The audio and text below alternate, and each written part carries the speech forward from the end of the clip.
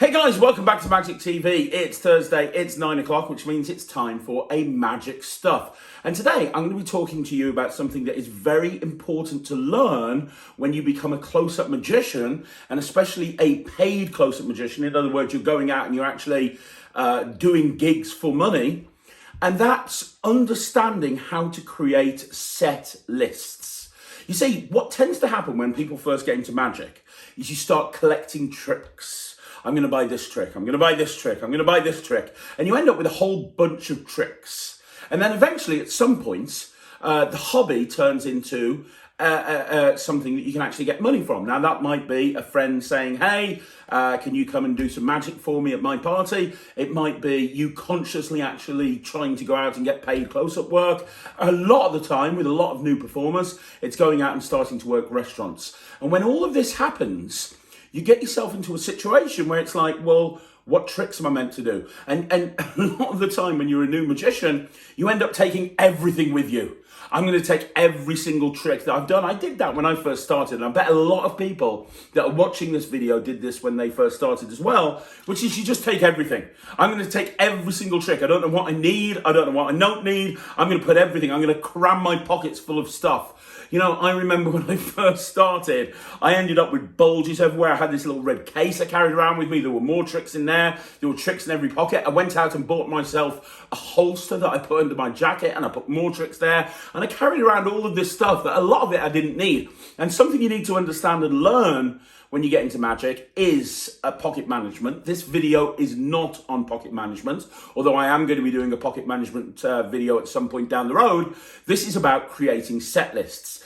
Because the important thing to understand when you start doing paid close-up work is not just doing a trick, but doing an act. I interviewed Patrick Redford on this channel a little while ago, and Patrick said, and it's so true, that what close-up magicians don't do is they don't look at their performing space as a theatre. But it really is. A theatre isn't just a theatre show. When you perform, you're turning that space into a theatre.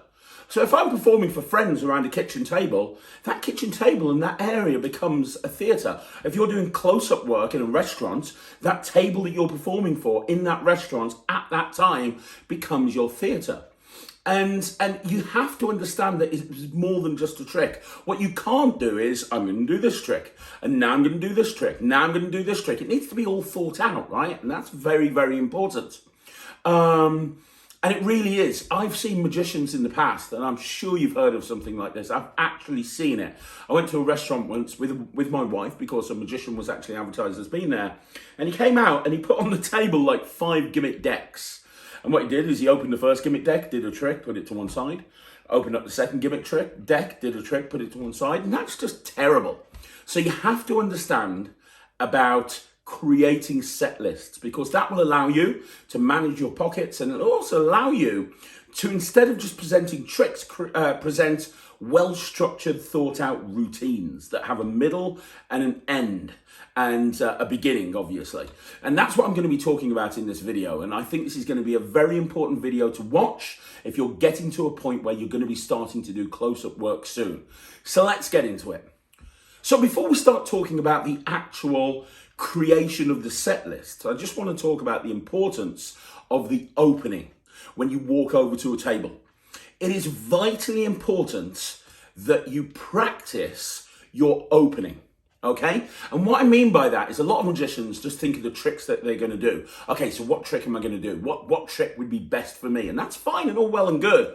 But what people forget about close-up magic is the real art, the real talent, is to walk up to a bunch of strangers that you've never met before, and within a couple of seconds win them over and get them into a position that they want to watch you perform magic. If you just walk over and you just go, right, pick a card, people are not going to know what's going on. They're probably not going to want to pick a card. And the old days, the stuff that people did in the old days don't work anymore. I remember when I first got into magic, all the magic books said, you open with the color changing knives and you walk out and you go, Hi, has anybody dropped this red penknife? No? Well, how about this black penknife? Has anyone dropped that one? And it's just a terrible thing to do because it's kind of, you're assaulting people with magic. They don't know who you are. They don't know what you're doing. You've just walked over into their space while they're having a conversation and you're fannying around with a penknife. So you have to understand that the important thing here is the opening. Now, when I say, I'll tell you my exact opener when I walk over to a group of people. I go, hi there, guys. Sorry to bother you. I am not as dodgy as I look, honestly. My name's Craig. I'm the magician here today. I've been asked to come around and perform a quick trick or two for you. Do me a favour, sir. You look very excited about this, I can tell. So can you do me a favour and pick a card or whatever it may be? Now, that may not sound like much, but it does a lot of stuff. So first of all, I walk in very confident. Hey, how you doing? My name's Craig. I always use that line, I'm not as dodgy as I look, because a lot of the time people are going to think, oh, this guy looks a bit dodgy. What's going on here? Is this guy a used car salesman? What's he doing walking over to me? I've never met him before. That kind of breaks the ice. A lot of the time when I say that line, people just laugh, or at least they grin, which is half the battle. I say, hey guys, sorry to bother you, I'm not as dodgy as I look. My name's Craig. I've been asked to come and perform some magic for you. What I've said in that sentence is, I've been asked to perform some magic for you. So I'm not just doing it, I'm not just wandered in off the streets. And you adapt it to the environment you're in. So if I'm in a restaurant, I might go, I've been asked by the restaurant to come and perform some magic for you. If I'm at a wedding, I'm going to go, hey, I've been asked by the bride and groom to come and perform some magic for you. Now it's very difficult for them to say no. Because it's kind of like the bride and groom have asked you to come over and I'm at their wedding. It's a very difficult situation to go, well, no, thank you. You know, the bride and groom are obviously paying for this. The restaurant's obviously paying for this. Okay, we'll watch it. And when I say show you a quick trick or two, it lets them know I'm not going to be there too long. This is not going to be a half an hour thing that's going to take up your whole day. It's going to be a quick thing. And then I finish off with a gag. So I just look at somebody, I just pick the person in the group that looks like they haven't really, kind of a bit of a stony face. And I go, well, you look very excited about that, sir. Thank you very much. And you just say it in a very kind of nonchalant way. And that's what works for me. Everybody always laughs when I say that. I've broken the ice. Anyway, trick time. Can you pick a card for me? And you go into it. Okay? Now, Simon Lovell has a great way of actually opening up. He goes, hi there guys, my name's Simon. I am the magician here tonight and I have got some great news. You have won second prize in the raffle. Second prize in the raffle is one card trick before dinner. It could be worse. You could have won first prize, that's 5 card tricks before dinner. Now, what that does is it does the same thing. It introduces yourself. He's done it in a very comedic way. It's broken the ice, but it also tells people that they're only going to see one trick, so it's very, very quick. So the opener, before you even think about what tricks you're going to do, the opener is very, very important. And when you're creating your opener, what I want you to do at the same time is I want you to think about the hook line. What is the hook that you're saying to people? You know, you need to hook people in. If I go, I'd like to show you a trick with this yellow handkerchief and this green handkerchief. Nobody cares. No one cares. What's the hook? What's the hook that's going to reel people in? Anyway, that was the first thing I wanted to speak to you about. I am going to be doing a video on openers, and we're going to be talking about opening lines. We're going to go in depth about that, so I don't want to talk about that anymore now. Let's talk about, you've thought about what your opener is going to be. You've thought about what you're going to say when you get over to the group to get people to want to actually watch you. Let's talk about the set lists.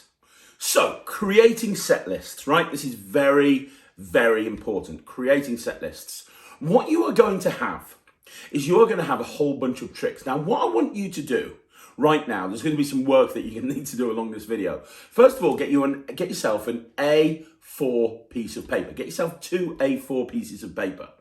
And on the first piece of paper, in big letters at the top, what I want you to do is I want you to write tricks suitable for walk around. And then on the other piece of paper, I want you to put tricks suitable for banquet situation. Okay, so you've got 2 pieces of paper, tricks suitable for walk around, tricks suitable for banquet situation. And the reason is when you actually start getting paid to perform on a regular basis, you'll end up with 2 types of gigs. The first type of gig is walk around magic, where you're kind of doing walk around and everyone's standing around like a house party or something like that, and people aren't sitting down at tables and everyone's standing up. Other types of gigs that you'll go to is where everyone's sitting down. Now, that might be a restaurant, it might be a gala dinner or something where you're having to go around every single table, but everyone's sitting down, no one's standing up. And you'll go to a lot of gigs where you have to do both. So you might have to do half an hour pre-dinner, mix and mingle, kind of drinks reception, and then you'll have to do magic when people are sitting down at the tables having banquet dinner. So you have to do two lots. So you need to put down, what I want you to do is on the piece of paper that says tricks suitable for walk around, I want you to write down all of the tricks that are suitable for a walk around performance. So you're not going to have a table. It's going to have to be done in the spectator's hand, and over the course of the next few months, you are going to have to think about social distancing, and I've done videos on this before, but there's certain tricks that you probably aren't going to be able to do in this environment. So all of the tricks that will work, walk around, no tables, being able to do it. You want to make them as interactive as possible. You want to consider COVID and that sort of stuff, but you need to think about all the tricks that you can do in a walk around environment.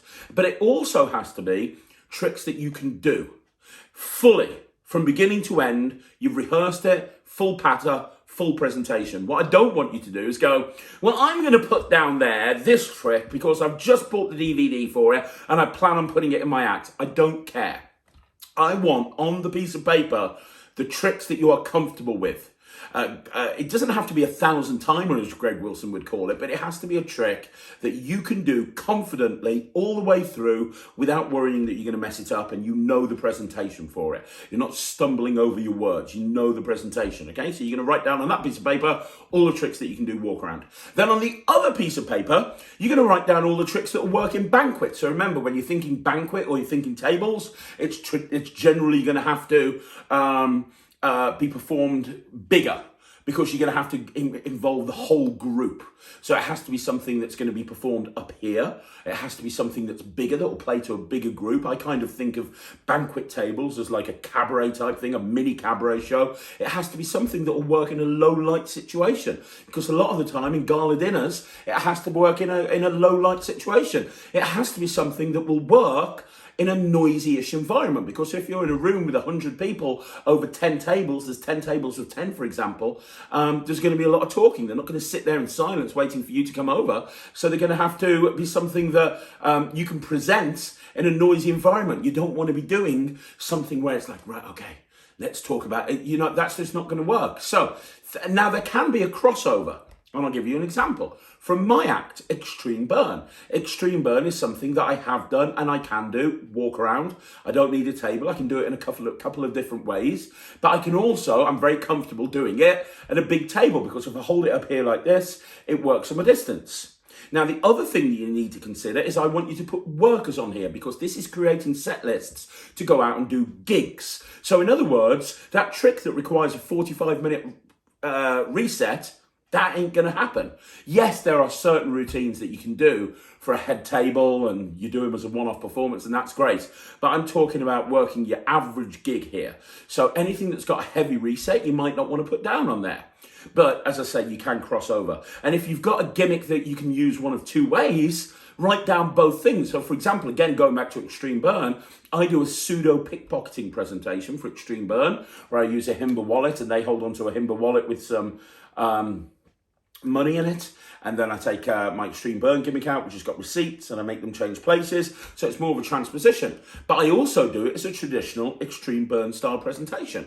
So if you've got a gimmick that you can perform in one of two ways, write both different routines down, if that makes sense. So you should end up with two pieces of paper, one with all of your banquet routines on, one with all of your walk around tricks on. Now, when you've done that, we're going to move on to the next section. Okay, so now I'm going to assume that you've got two pieces of paper, one with all your walk around stuff on and one with all your banquet stuff on, and it's tricks that you've worked in the real world, or you've worked them, you're comfortable performing them. Brilliant, absolutely great. Now what you're going to do is you're going to decide, what you're going to do is you're going to get another two pieces of paper, right? So you're going to get your first piece of paper and you're going to write on there, walk around set, okay? And you're going to write on your second piece of paper, banquet sets. And then you're going to write down aside, set one. And then what you're going to do, we'll start off with the walk around set. What you're going to do before you fill that in, you're going to go onto your piece of paper with all your walk around tricks on it. And you're going to put on there any tricks that you consider to work really well as an opener. And you're going to put a yellow highlight, get a highlighter marker and write a highlight over any of the routines that you think would work as an opener.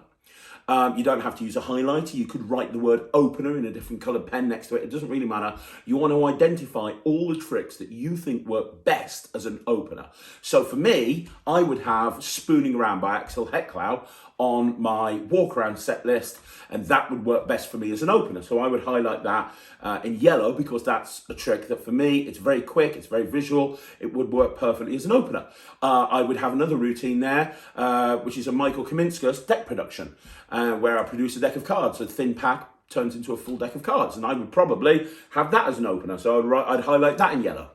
And then I want you to get another highlighter, let's say a green one, or again, you can write a word afterwards, and you're going to highlight all the closers as well. So you're going to put all of the routines that you consider is strong enough to close on. So for me, if I was doing my walk around list, I would probably include in there Ambitious Card, the way I do it with the card to wallet finale. That for me would be a closer. So I would probably put that as a closer. So you're going to go through and you're going to identify all that. You're going to have some that are openers, you're going to have some that are closers, and you're going to have other routines in there as well. Once you've done all of that, you're going to go back to your piece of paper. You wrote walk around set lists and you've got the top set one, right? What you are going to do is you're going to create a set. And what you want to do is you want to create a set that's probably about 5 to 10 minutes long. Because if you are doing a walk around gig, it means there's going to be quite a few people there. So you want to get around all those people. From a client point of view, one of the most important things is you get around all the groups, right? So what you want to do is you want to have a set that runs for about 5 or 10 minutes, but you want to make it non-linear. And what I mean by that is you want a set list that can stop at any point. So for example, if I just put down there a 10-minute card routine where there's a beginning bit and you hand an envelope out at the beginning and then there's 10 minutes of stuff and the payoff is getting the envelope back at the end, that's not very good, because the thing with walk around is you could get interrupted quite a lot. So let's take the situation where I'm doing pre-dinner drinks before the banquet starts. I could have at any point the people say, right, everyone go in there and get your dinner. And I'm just going to have to quickly wrap it up and stop. If I'm in the middle of a 10-minute routine, that's not going to be able to happen. So, and that's the same mostly with commercial magic. If you work in a restaurant, you don't want to have a 10-minute drawn-out routine because their food can come down at any time. And if their food does come down, well, you're stuffed. You know what I mean? You can't carry on doing that routine. So if you've laid something out at the beginning, no matter how wonderful it is, it's probably not going to work from a routining point of view. So all the tricks in there, you need to be able to have a set list that will finish. You can finish it very, very quickly, not have to worry about it, okay? So you're going to create a set list. Now, in order to do this, you need to know roughly how long each trick runs for. So one thing that you want to do before you create these set lists, and I forgot to mention this to you, I'm very sorry. What you want to do is you want to go back onto your list where you've highlighted everything, and on each walk around trick, in brackets afterwards, just put a number of roughly how long it lasts. So spooning around for me would be 1 minute because it is an incredibly quick trick. I just show the spoon, I talk about how I'm going to do some spoon bending, I pretend to bend the spoon doesn't bend, and I turn it into a fork. I know that routine is going to run about 1 minute. I know, going back to extreme burn, that pseudo pickpocketing routine that I do runs 3 minutes because I've done it a lot. Let's take Keymaster, for example. That's another routine that's perfect for walk around because there's no table required. I've done it a million times. It's an instant reset. If I was doing Keymaster, I know that runs for 4 minutes. Now, can I do it quicker than 4 minutes? Yes, if I rush through it, but I know the optimum performance is about 4 minutes. So you've got all of the timings. So you now have that piece of paper with all the timings for all of the tricks, roughly. You know what the openers are, you know what the closers are, you know what the middlers are. Now what you're going to do is you're going to start creating your set list. So you go to walk around set list. Set list number 1, put yourself an opener in there. Pick an opener. Okay, spooning around. Let's put spooning around in there because that's a good opener. A spoon turns into a fork. That will establish credibility. Now what I want you to do is think about what trick could go next. Because the important thing when you're putting set lists together, and the thing that a lot of people don't think about, is transitions. And what I mean by transitions is how are you going to transition from one trick into another trick? And this is what's going to take you from a good close-up magician to a brilliant close-up magician. How do you transition from that one trick to the other? Because you could just do like the guy did to me in that restaurant I told you about in the beginning. No transition at all. Here's a trick, here's another trick, and it's just terrible. It's much better theatrically if you're almost seamlessly going from one routine into the other. So in my set, I would probably go from spooning around into liquid metal. Liquid metal for me is a great walk around piece because I don't require a table. It's angle proof, which is also really important. It instantly resets because I give the fork away at the end and I've got a whole bunch of forks with me, so that's absolutely fine. And although I could use it as a closer, it also works well as a middler. And that's the important thing to remember as well, by the way. If you might have some closers that you also use as middlers. You might have some openers that you use as middlers as well. Just because you've identified it as an opener and a closer doesn't mean you can't use it in the middle of the routine as well. So I would go from spooning around to liquid metal. Why would I do that? Well, it's an obvious transition. I could finish the spooning around trick and go, isn't that weird? Put the fork away and say, actually, I did promise you some metal bending. Let's see if I can actually bend this fork. And then I'd switch and I'd take out a liquid metal fork and I'd go into liquid metal, right? Boom, perfect. So I'd do liquid metal. Now, liquid metal for me, optimum time is about 5 minutes. 1 minute for spooning around, that's about 6 minutes. I want one more routine at the end. One more routine to finish the whole thing off. So what am I going to do? Well, there's a whole bunch of different directions I could go in, but if I wanted to continue with the bending theme, I might go into David Penn's Coin Vexed. Because if you think about it, I opened up with a gag where a spoon turned into a fork. Then I did this whole thing where I took a fork and I bent it. So what's the transition into Coin Vexed? Well, I could say, well, you know what, guys? That's pretty impressive, but I know what you're thinking. Maybe I've got some weird sort of forks, which I haven't. But I tell you what, have you got some money on you? Can anyone lend me a 10p and a 2p? In fact, we're going to go one step further. We're going to get these coins signed, and then I can go into Coin Vexed, which ends with the coins bent in their hands, and they've actually done it. Amazing. So now I've got this whole 10-minute set. It's got a beginning, it's got a middle, it's got an end. Absolutely perfect. That's great. That's exactly what we want. So we've got set one, spooning around, liquid metal, Coin Vexed. Perfect. Now let's do set number two. And let's do another set. And you could pick the same opener if you wanted to. So you could go with spooning around again, but then go in a different direction. So after spooning around, you could go in a completely different direction. So, for example, I do a wild coin routine, which is perfect for walk around, where I have 4 $half and they turn into Chinese coins and then they turn back into silver dollars, and it's perfect for walk around. So I could go into that because, I could say, well, you know what? A lot of you are probably thinking, how did he turn a fork into a spoon? Sorry, how did he turn a spoon into a fork? Well, you see, all I did is I manipulated your mind. I know that sounds ridiculous, but I tell you what, let's see if we can show you exactly what I mean with these coins. I've got 4 coins here. Would you like to examine them? And boom, there's my link into my next routine. I've talked about a fork changing into a spoon or vice versa, and that gives me a reason to link into the coin routine. So I can use the same opener and then link into a different routine, and that's a completely different set. Because what this is allowing me to do is it's allowing me to have options. And what I mean by that is when I go up to a group of people, I could, for example, let's say I really like this spooning around set. If I've only got one spooning around set and I've got that in my head as one spooning around set and I perform it to this group and then I wander over here and I perform it to this group, and as I'm finishing spooning around, the group over there come over to me, I don't want to do the same tricks again. So then I could go, okay, well, I'll quickly switch to this set. So it's almost like a choose your own adventure, right? Having different directions that you go in is really good. And ultimately, at the end of the day, when you've been doing this a long time, you probably won't need this set list. You'll instinctively know which direction you're going to go based on the audience. But as a beginner, someone new into performing magic professionally for money, this is a really important thing to do. So then I might create another list. Let's just do one more example. And, well, we talked about it before. Let's talk about Extreme Burn.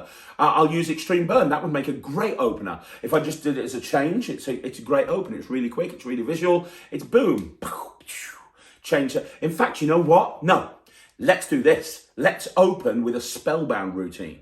So I opened with a flurry, a David Roth style flurry, so I could do a coin production, produce the coin from someone's elbow, and I could have a flurry where it jumps from here to here and here to here and here to here, and then I give it to this person, it jumps over there, give them the coin to examine, steal another coin, like a Chinese coin, go into a spellbound routine, and then finish off with a jumbo coin production. Boom. That's great. That's about 1.5 to 2 minutes. Real eye candy to begin, so it's a great opener. Wow, how can I transition? Well, then I can go into extreme burn. I know what you're thinking. Well, I turned a silver coin into a Chinese coin. I even turned that Chinese coin into a big Chinese coin. But, what use is that? Well, I can actually do this with money as well. Would you like me to see? Yeah. This is why as a magician, I don't need to actually get paid, because I can do this sort of stuff. Now I can go into extreme burn, which is probably about a 2-minute routine doing it that way. So now I'm like 4 minutes in, boom, super mega eye candy, lots of stuff going on. But I know that if at the end of that routine, if they said, right, come in for dinner, I'm fine, I'm golden, it's not a problem. I can stop at that point. I haven't got this long drawn out routine that I have to bring to a close. So how am I going to then go? I've done Spellbound, I've done Extreme Burn. Where am I going to go from here? Well, how can I transition from there and still keep it in a different direction? Okay, so now I could go into something like Ring and String. And I could say, you know what?